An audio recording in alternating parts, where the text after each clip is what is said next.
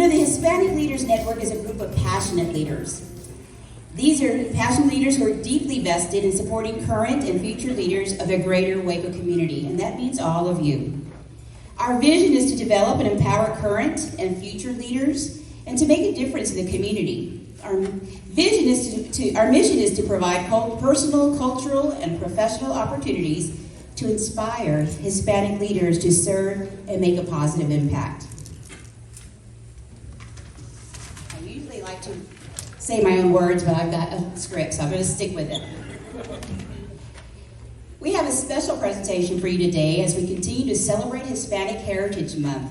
We have a great panel of special guests, which I say they're all amazing folks, so we're excited excited to hear from them. And they'll be sharing their cultural assets and how that's contributed to their leadership. So you are in for a treat. First, I'd like to welcome HLN board member Adrian Fajardo to give the invocation. Hello guys, I just wanted to say one thing before we go into the invocation. Jeremiah 29:7 says, "Seek the peace, the prosperity, or shalom of the city, that which I have exiled you to." And some little context behind that, the Jews were being exiled to Babylon, and they had hooks in their mouths as they were being exiled to this city. But still God told them to plant, to prosper the city, to provide peace in this city. And so when I look around these city leaders, when I see people who are doing that, it just brings joy to me.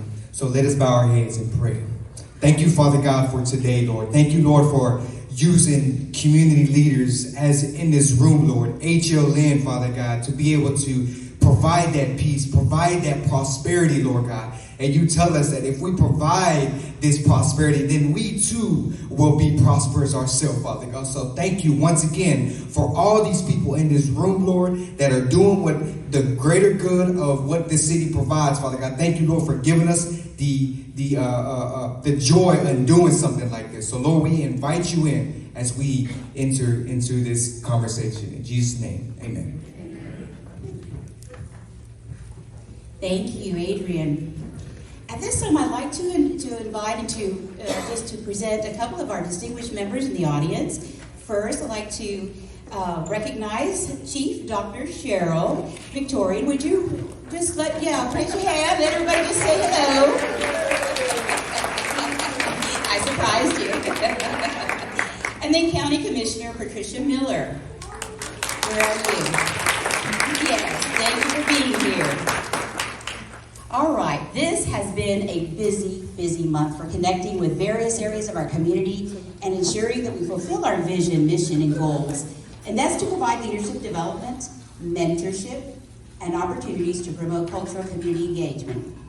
On September, we kicked off the Hispanic Heritage Month over at the Mayborn Museum in Baylor. And so that was to honor our Mariachi Azteca, Waco's only professional band that's been playing for over 42 years. So yes, were you there? Who was there? Yes, well good. That was a wonderful kickoff. Then on September 15th, we released our very first video podcast, Orgullo Hispano. And as of today, we've released 6 episodes. So I hope you click onto that. There's some really great stories there. Orgullo Hispano is hosted by our very own Hector Sabido. Not sure if he's here, but we always say thank you. And then we launched an amazing program, Navigate. Now, Navigando is a mentorship program with Waco High and University High School students. The leaders go there, they visit with them, and they build relationships and really to inspire our future leaders. They've also been connecting with our Baylor students and our MCC students. Lastly, HLN has launched a wonderful language justice initiative, which is a partnership with the United Way's Child Wellbeing Movement. I have to say about the language justice, this is very unique and very just innovative, so I'm excited about what they're doing. And they're going to be working with the greater Waco community. Now, today, at the end of our program, you'll have a chance to be part of these great initiatives and for future initiatives to come. We're going to be launching a fundraiser called 100%, which is, again, you'll have that opportunity at the end of our program. You know, without great partners, we can't do things like this. And what made it possible today is that we have the Waco Family Medicine that is our sponsor. So I'd like to would you join me in just saying thank you? This is a wonderful food and place.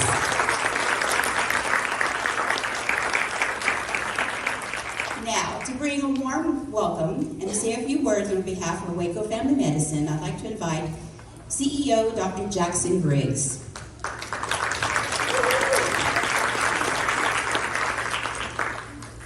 Welcome. So glad that you all are here today. Elaine Mateo said, thank you for having our small group here. And I said, oh my goodness, it's a group of giants. This is magnificent. It really does honor us that you've chosen to have the meeting here today. So welcome. As you probably are aware, Waco Family Medicine is a federally qualified health center that serves over 61,000 patients last year, unduplicated patients who were in our facilities for either primary care, behavioral health, or oral health. So over 61,000, that's 1 in 5 in the county, so just last year who came to see us. And so we're very, very proud of the work we do. It is hard work being in Texas, doing this work, because Texas has chosen not to expand Medicaid, and that hits us really hard. And we do everything we can do to stretch our budget to do as much good as we can, but it's challenging. I think it's important to note that almost half of our patients identify as Hispanic or Latino, and just a little over a third of our staff. So we're deeply invested in seeing every community member really thrive. There are so many attributes of health that impact our community, not just from the standpoint of neighborhoods thriving, but also workforce and growth of the economy in our community. So multiple rippling cascading effects. So we are so grateful that you are doing the work that you're doing. I have a deep belief that leadership is not something that is top down, but that requires a great deal of compassion, heart. So the prayer that was just prayed feels just right on point for this group. And so I know that each of you guys consider yourself servants of others, and together, I think, as servants of this community, we can be world changers. So it's like I said, like I started with, I'm just so honored to have you here. Thank you. Hope the meal is good, and hope you enjoy your time here at Waco Family Medicine.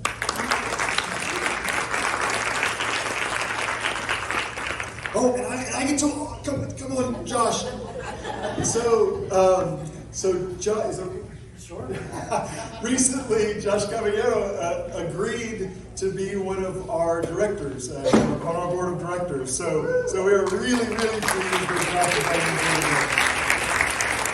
Thanks, Jackson. Well, this is not supposed to be an introduction for me.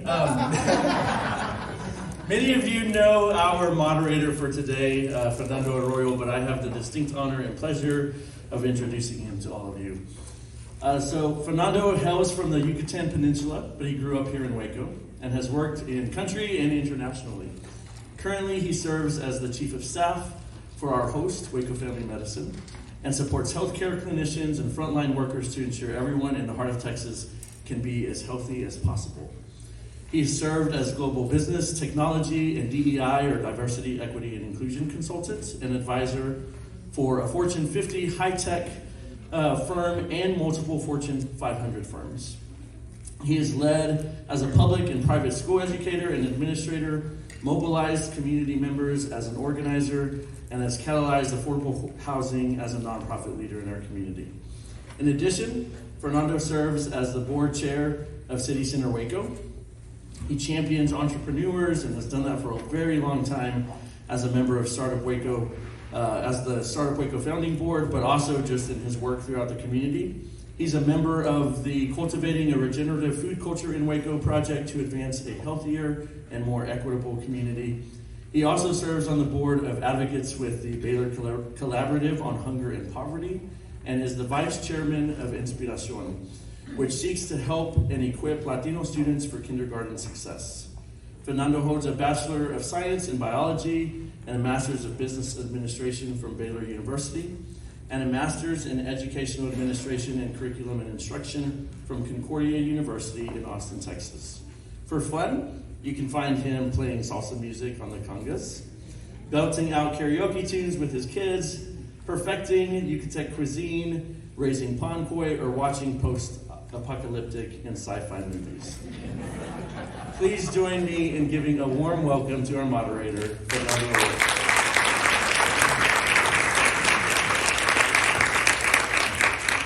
Thank you, Josh. I appreciate it. The other day, someone asked me, why do you do the things that you do? Why do you do the things that you do? And it's such a simple question, but very difficult to answer sometimes. And immediately, though, I thought about Luis and Omar, who came as 5 and 3-year-olds with their mother in the 80s and didn't know a lick of English, and had a number of dire circumstances in their home country. And growing up here, they were able to, through organizations like the ones that you are a part of, including Inspiración, its original rendition of it, and Goodwill, and so many other areas, Waco Family Medicine even. Luis, Omar, and his mom were able to start a new life and succeed.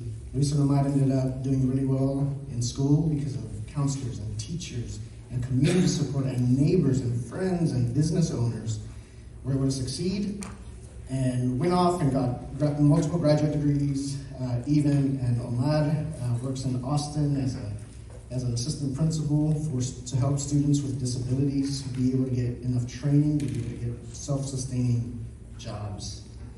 Powerful. Luis taught and worked in nonprofit management, and now stands before you here humbled that I can be here with you all. My full name is Luis Fernando.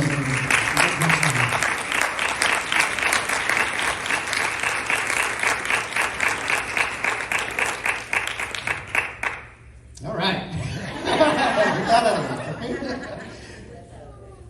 So it's my pleasure then. It really is. It really deeply is. To moderate the special celebratory Hispanic Leaders Network monthly luncheon on cultural assets of Hispanic leaders. And I'd like to introduce our guest panelists for today, and then to ask them to come up and have a seat as I introduce each one of them.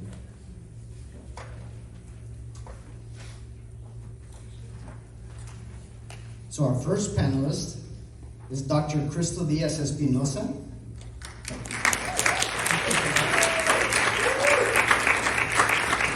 And she's the Director of Enrollment, Career, and Alumni Service at Baylor's Garland School of Social Work.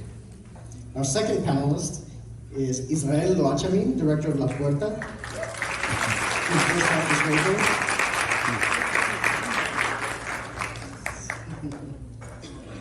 Next up, we have Daniela Rodriguez, Commercial and Residential Real Estate Agent for Turner Brothers Real Estate.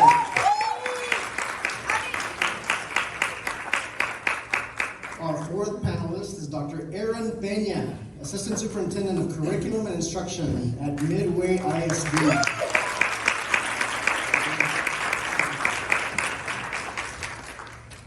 And our last panelist is Grace Benson, Director of Bilingual and ESL Programs at Waco ISD.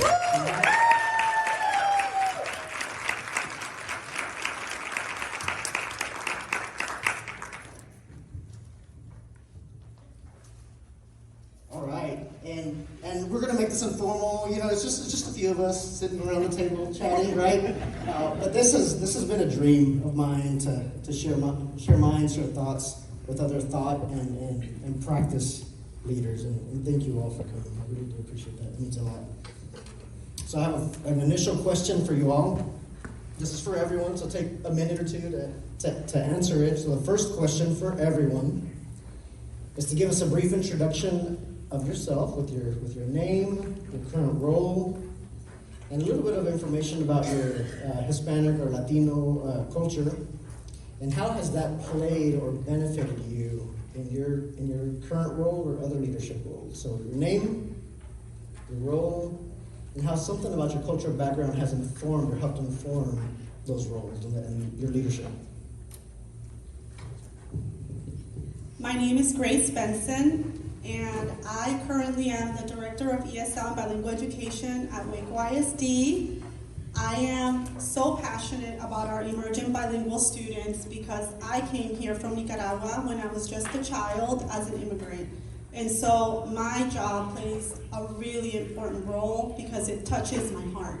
And when I work with families, when I work with our students, it really is affirming to see that so many people, even people that are here sitting right now, work alongside with me to support our immigrant students, our emerging bilingual students. I came here and I did not know any English. Our family came during the war in Nicaragua. We left everything. I came here with my mom, my brother, the three of us. My father couldn't come with us. They weren't allowing men at that time to come. My grandmother couldn't come, so for a long time I didn't even know if my dad was going to survive. And we stayed with family. So I'm also very passionate about homeless students because we were doubled up. We stayed with family when we first came here, and if someone hadn't helped us, I wouldn't be here today. So that plays a big part in how I work with families and with students. And lastly is those high expectations that we have for students. No one said pobrecita to me. Everybody held me to the same standards. And they were so dedicated just to helping children like me that were coming from the war. And so I want to say that to all of you because our children deserve high expectations and they deserve our support, and so that's how my culture has impacted what I do. Thank you. That's beautiful and powerful and sturdy. Thank you. Dr. Benya? How am I supposed to follow that? I know. Grace, come on. Tone it down, Grace. So Aaron Pena, no, that was a great story. And Aaron Pena, I'm an assistant superintendent for curriculum and instruction in Midway. And goodness, I like to tell people that I'm a teacher. A lot of times I introduce myself and I'll say that, and then they find out that I'm in administration, but I never am going to not be a teacher. And I remember I was in Waco. I started out in Waco years ago, and when I was making the move to Midway, one of the reasons why I really wanted to make that move is because somebody told me they'll never hire you because you're Hispanic. And I wanted to prove that person wrong, but also change the mindset. Suburban communities need Hispanic leaders. Suburban communities that are not primarily Hispanic communities need people like us moving in, but also taking roles. And those students, Midway has about 25%, a 25% Hispanic population, and that's the population that's growing the fastest. Those kids need people like us so that they can see that they can become someone, they can become a leader. As far as my heritage, born here in Texas, I'm Texas. I'm like the fourth generation. I say Tejano on my dad's side, and on my mom's side, my grandparents are from Mexico, but just really fell in love with that culture growing up, the music, the people, the food, and I think we have a lot to show the world, and not only here. Went to New York, and they need to know what real Mexican American food tastes like. Absolutely. I get it. When I travel there, I bring my own tacos from My name's Daniela Rodriguez. I'm a realtor, commercial and residential with Turner Brothers Real Estate. I'm also in partnership with my fiance with Waco First Home Buyers. We flip homes in the local area. So my heritage is I'm Colombian Mexican. My mother is from Texas, Tejana también. I was born in Colombia, in Bogota, and in 1995 when I was 7, we moved to the United States due to safety concerns and then just lack of education. ready for something new. My mom moved us to Texas, and we struggled a bit. So she was a single mother, me and my sister, very similar to Grace's story, and we moved in with our grandparents, and they took care of us along with my 7 aunts and uncles and 16 cousins. So to me, I think community and the importance of not feeling alone when you're new to any community, really, is probably the most important thing that I learned, as well as just like overcoming adversity. So not knowing the language or not feeling comfort in food, all of those things that you lose, you have to go find that within your community. So I think that's the most important thing that I learned. Incredible. Thank you so much, Daniela. Thank you. Okay. I'm Israel Ochamin. I'm from Quito, Ecuador. I grew up in Quito, Ecuador. I'm the director of La Puerta as a secretary director. I'm also one of the pastors for the Spanish service at First Baptist Waco. Part of my story, I would say, I came when I was 19. I received a opportunity to come as an international student. And two things that comes to my mind is about identity and place to belong. Because at first I was like, well, I'm a Victorian. How am I going to fit in? How am I going to identify myself? And was that kind of a struggle for me, and where to fit in and finding a place to belong. And that's been my journey as someone in the U.S. Who was born in Latin America. I also resemble with many immigrants that come in the journey, finding an identity as Hispanic or Latino, or trying to fit in, or finding a place where to belong, always in a church or an organization or somewhere. Absolutely. Thank you so much, Israel. Yeah. Started hard with the name, the hard question. Crystal Diaz Espinosa. I was born and raised in Corpus Christi, Texas. I'm from South Texas, and third generation, my great-grandparents came over from Mexico, so we've been in Corpus since before it was Texas. And I think, I'll say more about this because I know what question's coming up, but I think for me, my culture, I grew up seeing everybody who looked like me in every type of role. And so I reflect a lot on my family because on my dad's side, my grandparents pushed for education. My grandfather had an EDD. My grandmother got a master's in education. He was assistant superintendent of our school district, and so I saw him in our schools, and education was always hammered into me. And on the other side of my family, both of my parents work for HEB, and my whole mom's side of our family works for HEB and has, between all of them, they have over 275 years at HEB. And so they're different, they've been featured in stories and things. And so I'm an HEB family too, I say, I'm an HEB kid. But that to me was leadership as well, and they're very known in that community, and so very different sides from what leadership can look like, and for me that has meant I've never seen things get in my way, and that's gotten me in trouble sometimes because I know when I got to Waco it was different, and I'll talk about that some, but I see only that what's possible. I only see what you can achieve. I haven't ever been the person who sees what you can't, and I think that's just part of my culture. Very encouraging. Beautiful. Thank you. For our educators, for Grace and Dr. Benyap, a couple of questions. The first one is, in your K-12 experience, what are some of those characteristics or traits that Hispanic educators, would you say, bring to the students that they serve? You want me to go first? Okay. Hispanic people make great educators, by the way. So if any of you know people who are kind of wandering around, don't know what they want to get into, have them come talk to us. We have a place for them. But seriously, though, I think what I've noticed about Hispanic educators over the years, even from when I was growing up, okay, real quick story. My brother and I remember this like it was yesterday. My brother and I, he was a first grader, I was a kindergartner. We used to walk home, and we had saved up our nickels, dimes, and we snuck into the teacher's lounge at our elementary school in San Antonio to buy a Coke. And we weren't supposed to. We bought the Coke, we were leaving, and one of the crossing guards, the 5th grader, saw us with the Coke, took it away from us. We weren't supposed to do that. Popped it open, drank it in front of us. And we were devastated. The next day, Mr. Mata was my brother's 1st grade teacher, and my brother told him about what happened because he was over the patrols or the crossing guards.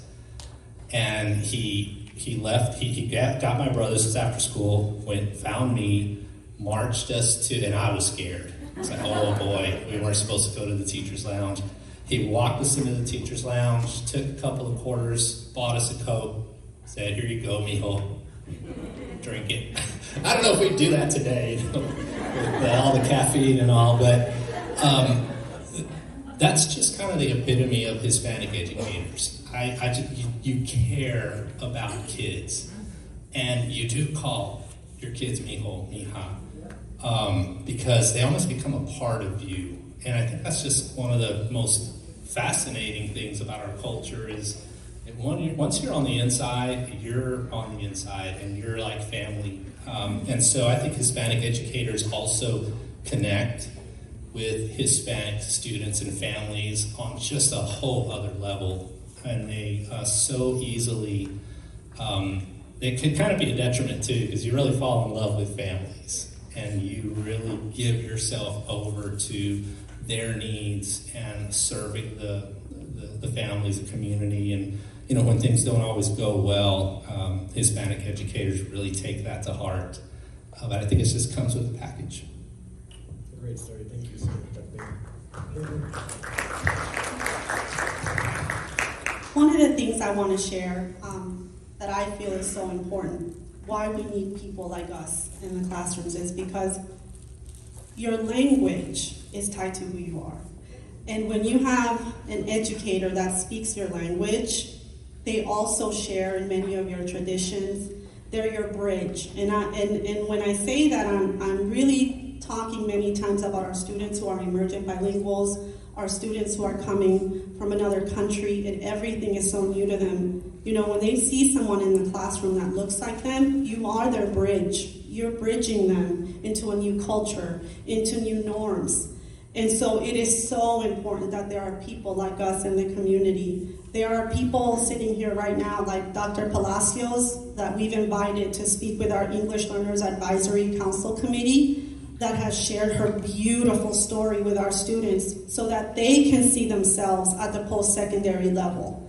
It is so important that we are present in children's lives and that they can see themselves in us.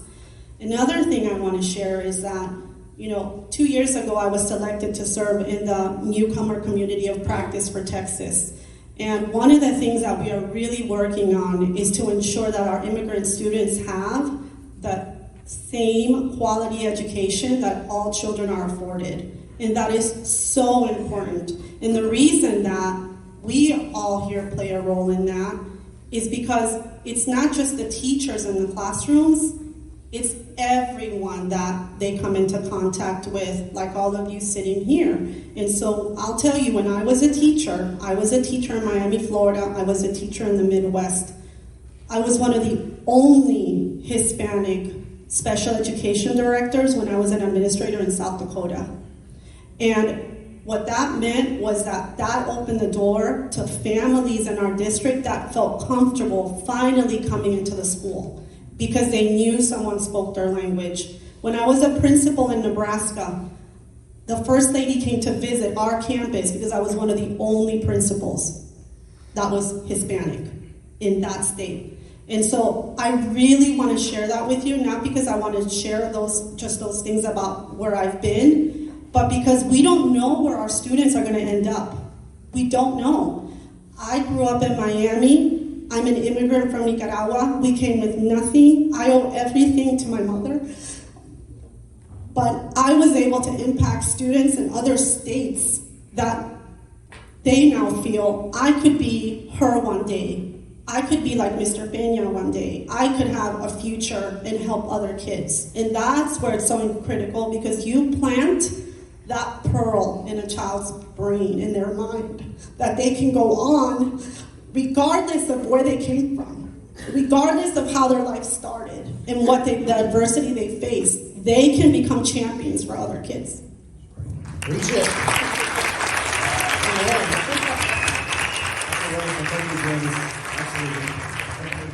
And Dr. Pena, you mentioned a little bit about what role the Hispanic community can, beyond educators, can help in the lives and education of those children. Any thoughts on that? Sure, you hit it out of the park. Absolutely. We've all read the book or heard the phrase, it takes a village, and it really does. And the Hispanic community is the perfect village to really impact not only Hispanic students' lives. I did want to mention, I will answer the question, one of the things that's really important to me as well, and just like you touched on, it's so important for Hispanic people to go on and become leaders, and in the educational system especially, so that our Hispanic students, our Hispanic population and community members have somebody they can reach out to, they can speak to, they know they get me. But it's also important for the majority population to have Hispanics. There are a lot of families in America that don't run into Hispanic folks on the day-to-day. Growing up in Corpus Christi was very different. They were growing up in San Antonio, there were Hispanic people everywhere, and I never felt like the other. But there are communities where we need to be in the lives of Anglo people and other people so that they can see that, I know of Mr. Pena, I know so-and-so, and they're a person in leadership, and they're a Hispanic person. And so it really just goes both ways. As far as the Hispanic, the thing I can add, I think, to what Graciela said was we need to get involved in multiple areas in multiple ways. We need Hispanic people running for school boards. We need Hispanic people becoming superintendents. We need Hispanic people running for political office. We also need Hispanic people coming into our schools and having a louder voice. A lot of times in a community where the Hispanic population isn't the minority population in numbers, they may feel that they can't be as involved, or their opinion isn't as weighty or as relevant. And we need to just do away with that, and we need to be willing to speak out more with respect and with that sense of collaboration. But we need to get out there. Thank you very much. I appreciate it. Thank you.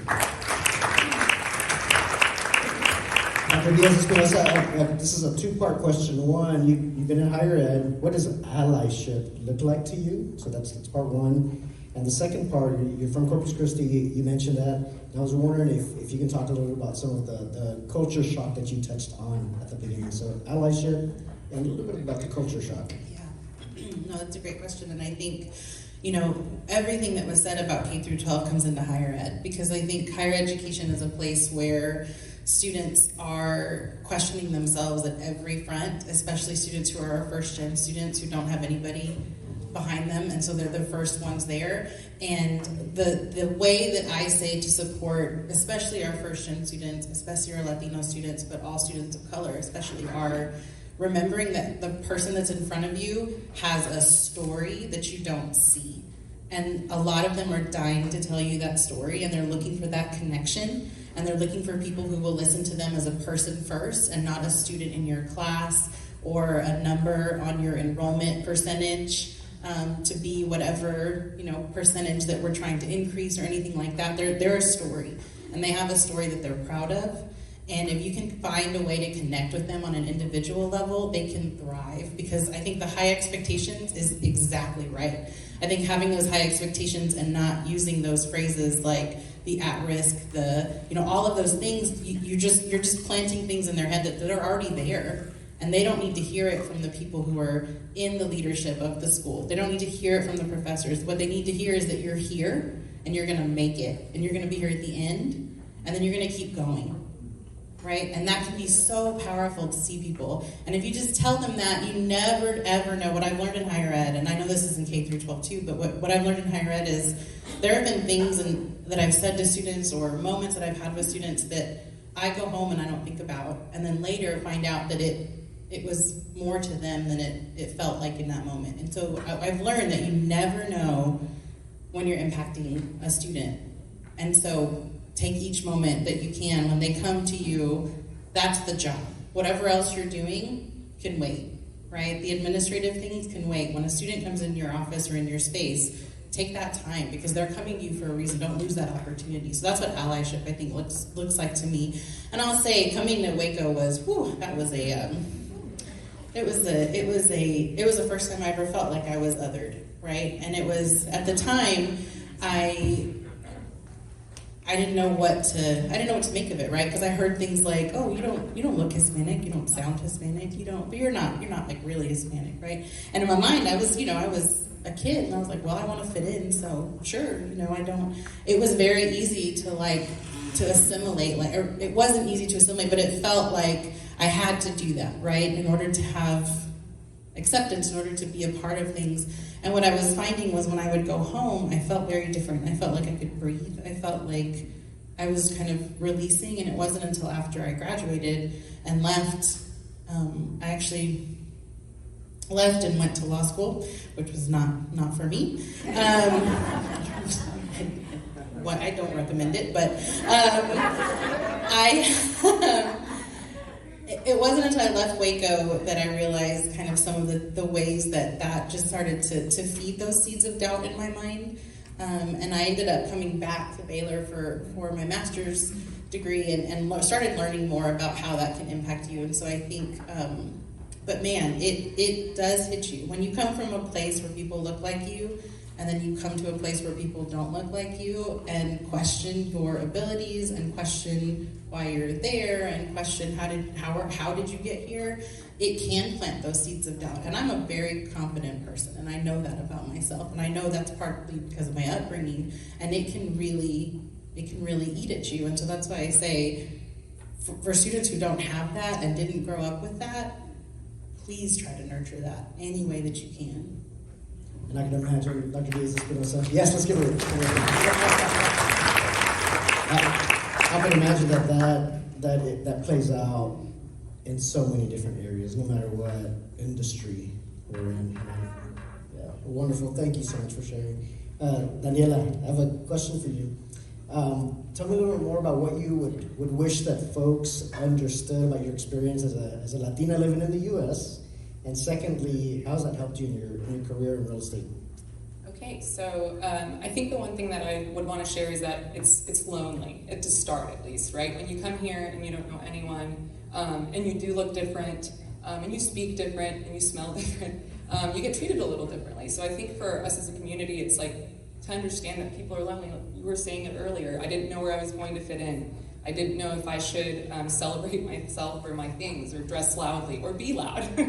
And so I think in general, it was that we were lonely, and I had to look for my ESOL teacher was thank you, because if I hadn't had her, and she was an American woman who was a white woman who, if I hadn't had her, I wouldn't have learned English.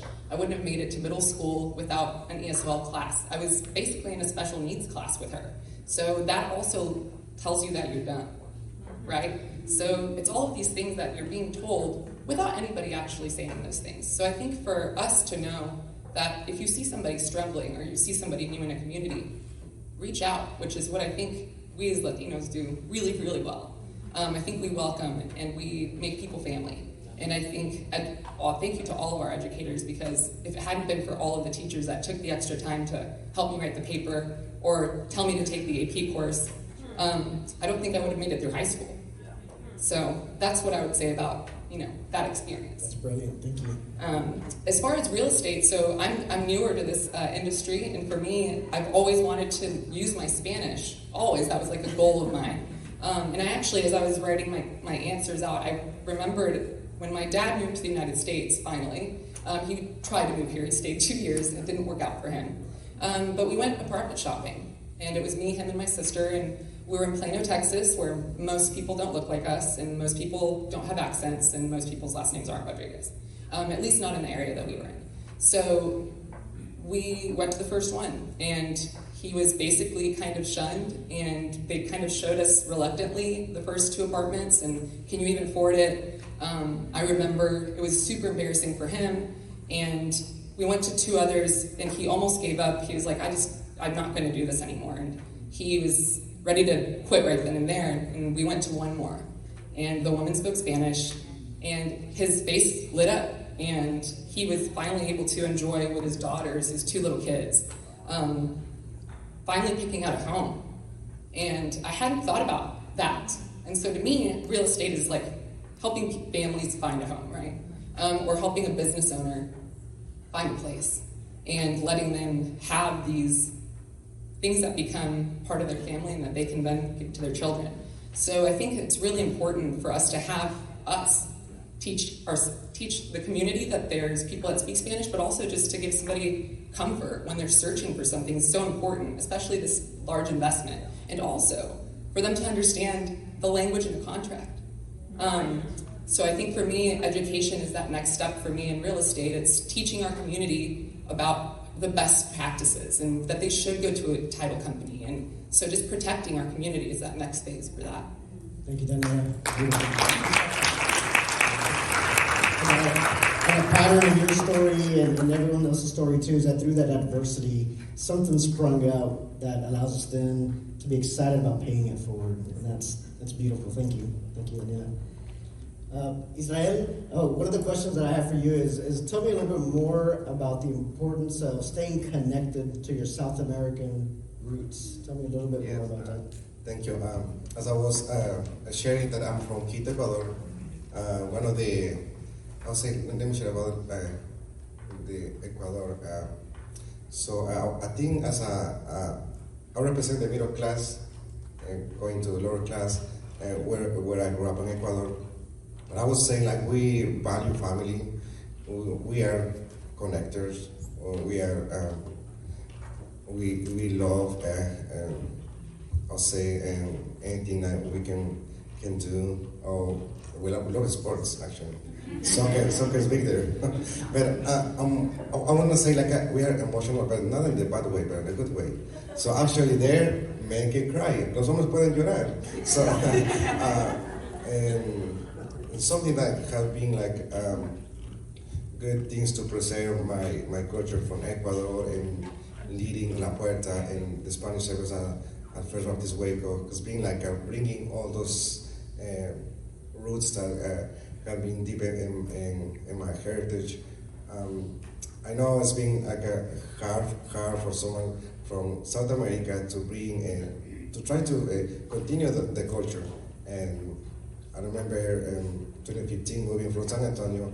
In San Antonio, I had maybe 2 or 3 friends from Ecuador, but here I thought we didn't have anyone from Ecuador, but we do have families from Ecuador here, and from Colombia, many from South America. So I think like that part of connector is still in my leadership, because I always try to find someone who is actually, if it's not from Ecuador, at least from close by, so Colombia, Venezuela.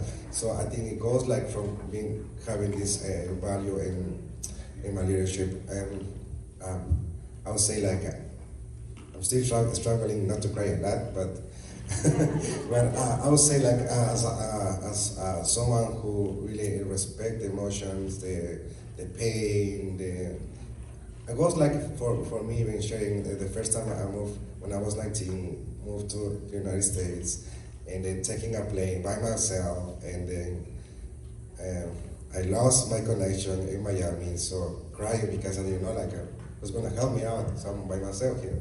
And even remembering in the Mexico border to ask me to go back and then have my a stamp that I was missing in my passport, and then seeing many things like that. I'll say like the emotions, that the frustration that resembles also in my leadership. It connects like with the people I serve and with people I did in the Spanish congregation.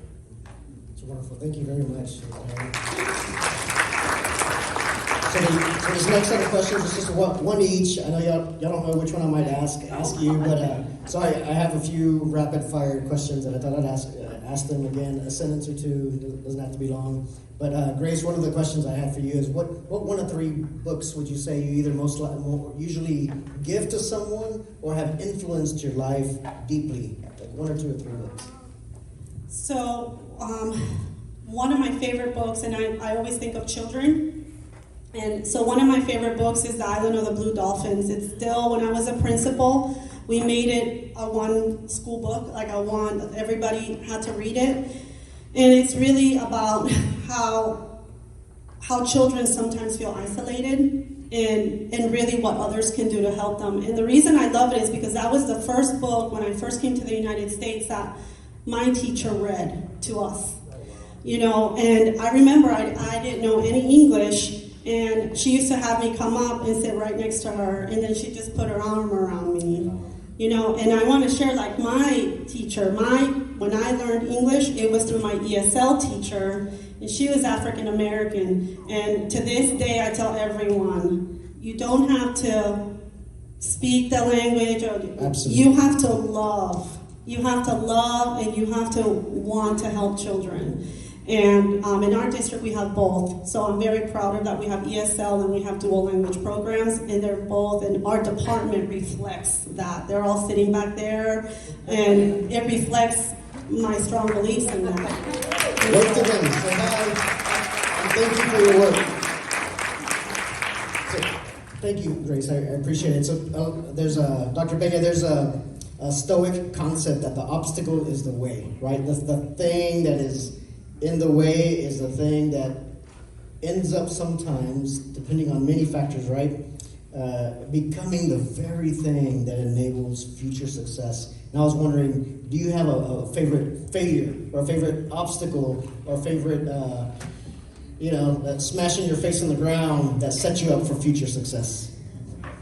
Yeah, I remember I was an assistant principal, so I taught 3 years, and I became a really young assistant principal, like early 20s, and it was tough, and I made the decision to go back into the classroom. Just on my own, I felt I needed that, instructional foundation to be strengthened, so I went back into the classroom, and man, that was tough. Being in leadership and then coming back and being told what to do, it's hard for me. I'm sure everybody else is okay with that, but for me, it was tough. And I viewed it as a failure, and I started thinking that, maybe administration wasn't for me. Maybe I just wasn't cut out for it. And then I was then later, through a series of circumstances, approached to go ahead and get back into administration, and a job opened up, and they just kind of appointed me to it. And then it happened again in Waco. A job opened up, and they appointed me to Providence Heights, and that's been just kind of the pattern that I've gone through, and it's been kind of fun. So sometimes when you hit a wall, just kind of wait, let God do His work, and things will be okay. And you find a path around it, or under it, or over it, or however, right, or through it. Thank you, Dr. Pena. Daniela, rapid question for you is, what unusual habit or just absurd thing that you love? Recently, so as of 5 years ago, we started backpacking. So speaking of hikes and pathways and doing hard things, that's exactly what the first hour or so of a hike, when you have a backpack that weighs a lot, you're going up a mountain, and you're looking at this mountain going, I'll never do this is impossible. That's exactly what life is. And so that's one of those things that it's weird. Most people think it's strange that we spend the night in the middle of nowhere with no one around. Wow. We love it. And when you get to the top of that mountain and you get to see this 360 view of this beautiful valley, it's totally worth it. So that sounds amazing. Thank you very much. Israel, what's a belief, a recent belief or behavior or habit that's really made an impact in your life most recently? A change. I would say connecting with someone, trying to feel when someone is feeling, and it really goes to one of the children's book that every time my wife reads, she always cries. So it's Dreamer or Soñadores. It tells about a story about a mom coming with a child to the United States. What I would say the trauma that goes there, and I think for me it has been really in my mission or in my work to connect with someone in the same place where they are. Thank you very much, Israel. And Dr. Diaz Espinosa, my question for you then is, when when you feel overwhelmed or unfocused. I'm sure that never happens, right? Or it feels like you've lost your focus temporarily. I'm wondering what are the things that you do to help you get back to the path, or get back on track, or to center yourself? That's a really good question, and I'll say my answer would have been different 3 years ago, but now I look at a picture right here. This is what I do. I have this with me all the time. My daughter's on my water bottle because she has grounded me in more ways than one and motivated me to do this work, to care about the people. I want her to see only possibility. So that's what I do. Absolutely, that's powerful. Thank you very much. I appreciate it. Let's give that a hand.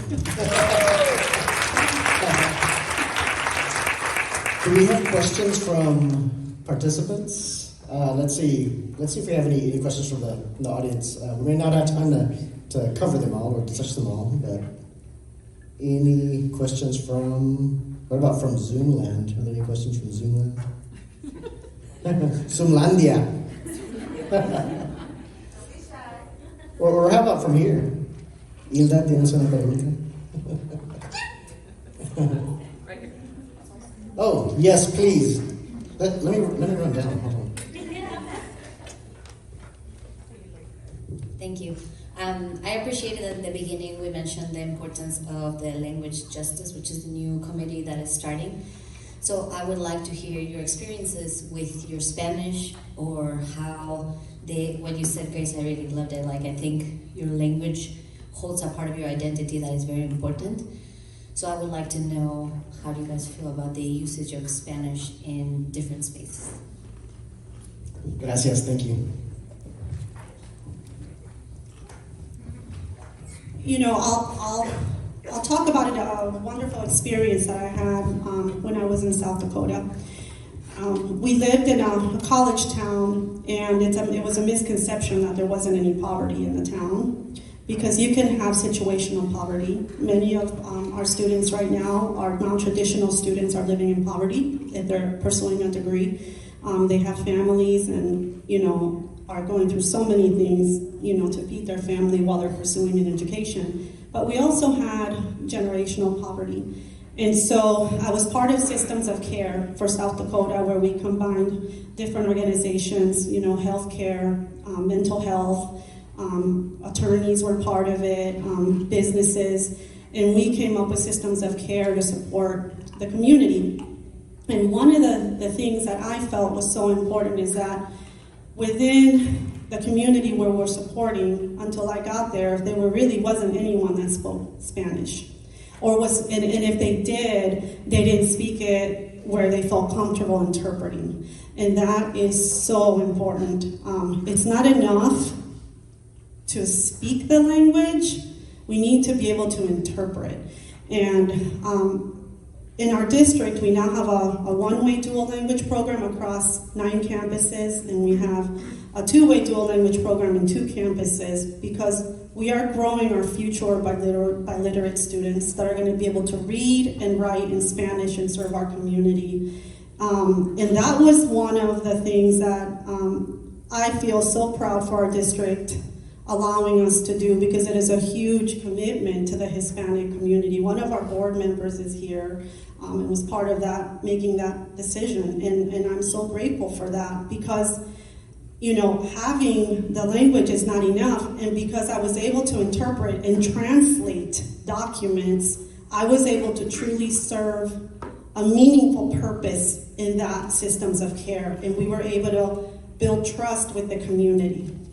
Thank you, Grace. Beautiful. Yeah, thank you very much, and thank you for asking that question. Israel. Yes, something like I never thought about this language justice in that phrase, but really, I think for me is I'm really passionate about that. So because La Porta, when we started the ESL program, we realized that 20-30% of the students really haven't trouble to learn English because they have a lower, they were not able to even go to the high school in their home country, so they don't have the professional Spanish. Mm-hmm. So it's kind of all like the word about literacy in Spanish. So the other part is about I respect the idea about the English only, but being bilingual is very awesome. So you have many doors that are open when you are bilingual. And I would say having the proudness in a good way.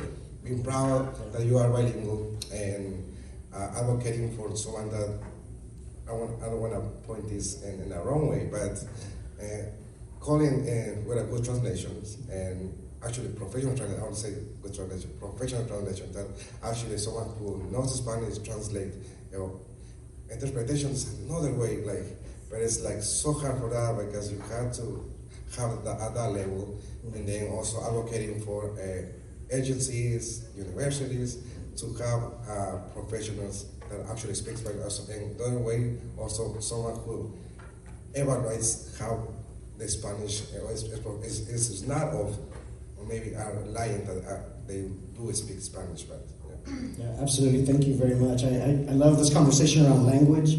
There's a cliche or a saying, and I pay attention to cliches because they become cliches for a reason, right? And this idea of a cada cabeza es un mundo, right? Every head is a world, and what that means is that we, there's a whole immense and infinite imagination within each person, within each individual.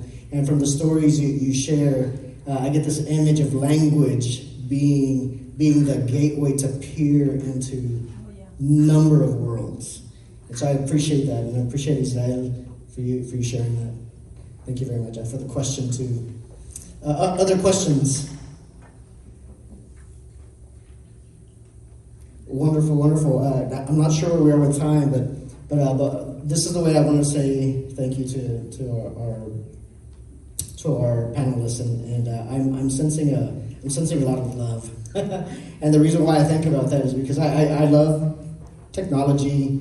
I do like gadgets. I do like things that help advance us into the future. I do like innovation.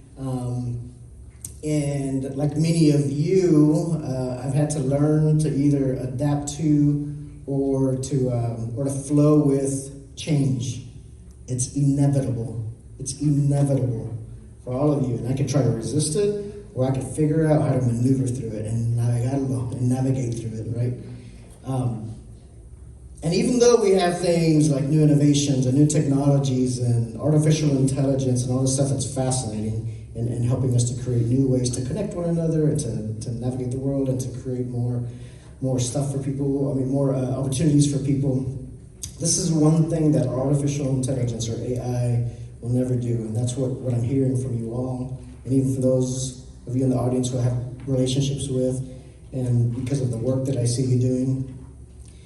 And that's technology and AI can never do things with the kind of depth of love that you all extend to the children, to neighbors, to folks needing help, to students, and to the folks that you work with every day. I wanted to say thank you. Thank you for the work that you do. Thank you all for the work that you do. It's really transforming lives and changing the world for the better. Thank you very much.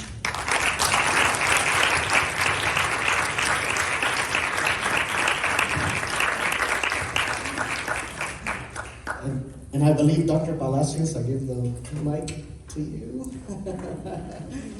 But thank you very much, everyone. Daniela. Okay.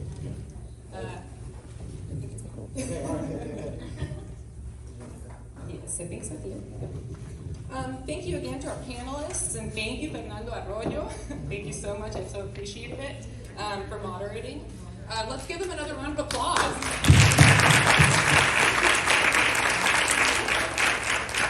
On behalf of the HLN Board of Directors and Planning Committees, thank you for continuing to celebrate Hispanic Heritage Month and for giving us, the panel, the ability to share our stories. Now for some exciting news and announcements. I have the honor to co-chair the Hispanic Leaders Network Cultural and Community Engagement Committee with Dr. Eliana Newman. We truly have leaders in this group who are passionate about inspiring and supporting current and future leaders to make a difference in our community, and you can see that in the great work HLN does, including this event you got to be a part of today.